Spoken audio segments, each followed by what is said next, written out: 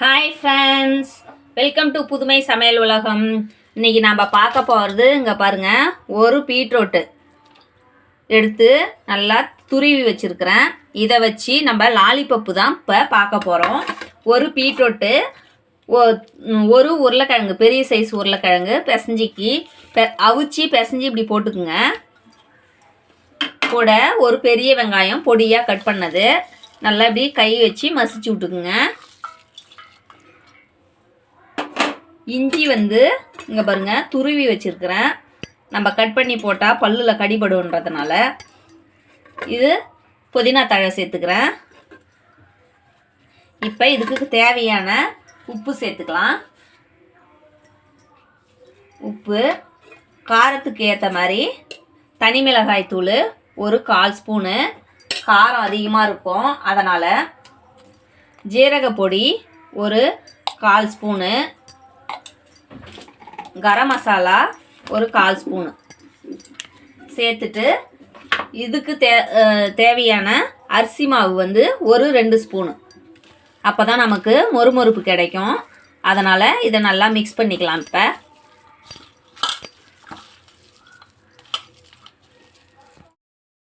இங்கே பாருங்கள், நல்லா பிசைஞ்சாச்சு. இதை இப்போ நல்லா நம்ம எந்த ஷேப்பு வேணுமோ அந்த ஷேப்புக்கு நம்ம செஞ்சுக்க வேண்டியது தான். இங்கே பாருங்கள், இது மாதிரி செஞ்சுட்டு இங்கே பாருங்கள், இது ப்ரெட்டு தூள், அதில் ஒரு முக்கிட்டு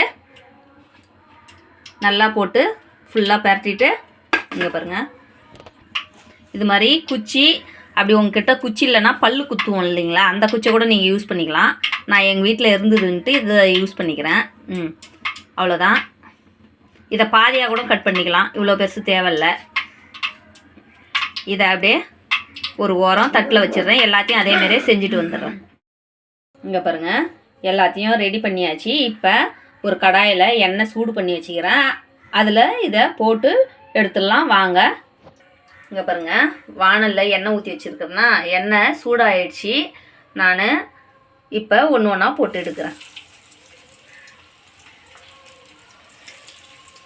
எண்ணெய் இருக்குது இல்லையா, அதனால் கொஞ்சம் நிறைய பேர் பீட்ரூட்டு பசங்க சாப்பிட மாட்டாங்க விரும்பி. அதனால் இது மாதிரி செஞ்சு கொடுத்தீங்கன்னா நல்லா சாப்பிடுவாங்க. எங்கள் வீட்லேயும் ஒரு ஆள் இருக்கிறாங்க சாப்பிடாத ஆள், அவங்களுக்காக தான் இது மாதிரி செய்கிறது நான். இது கொஞ்சம் வேகட்டும், வெந்ததுக்கப்புறம் திருப்பி விட்டு எடுக்கலாம். இங்கே பாருங்கள், இதை கொஞ்சம் ஜாக்கிரதையாக தான் நம்ம திருப்பணும். இங்கே பாருங்கள், இதை இப்படி சொல்லிட்டு விட்டாலே போயிடும். இது மாதிரி திருப்பி விட்டு ஒரு 5 நிமிஷம் சென்று எடுத்துக்கலாம். பாருங்கள், வெந்துடுச்சு. இப்போ எடுத்துக்கலாம். இங்கே பாருங்கள், இது மாதிரி எடுத்துக்க வேண்டியதுதான். ஆறிடுச்சுன்னா அழகாக இருக்கும்.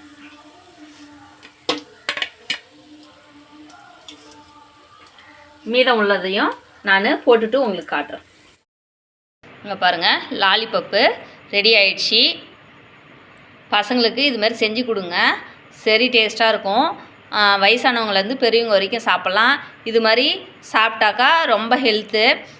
செஞ்சு கொடுங்க. பிடிச்சிருந்ததுன்னா லைக் பண்ணுங்கள், ஷேர் பண்ணுங்கள், கமெண்ட் பண்ணுங்கள், மறக்காமல் சப்ஸ்கிரைப் பண்ணுங்கள், பக்கத்தில் இருக்கிற பெல்லையும் ப்ரெஸ் பண்ணுங்கள். தேங்க்யூ.